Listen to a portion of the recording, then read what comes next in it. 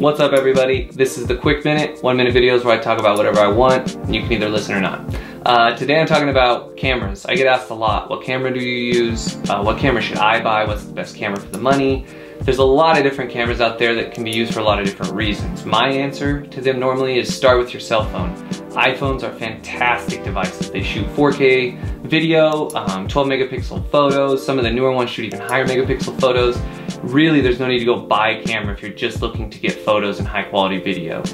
This is filmed on a GoPro 5 that's actually broken. The glass broke off the front, so it still works. My advice would be don't go out and spend a ton of money on equipment until you've actually put in some time. It takes about 10,000 hours to get good at something, according to Malcolm Gladwell in his book Outliers. To really master it, you need those 10,000 hours of experience, and so I just encourage you guys to get out, keep shooting, keep shooting, keep shooting. Cheers.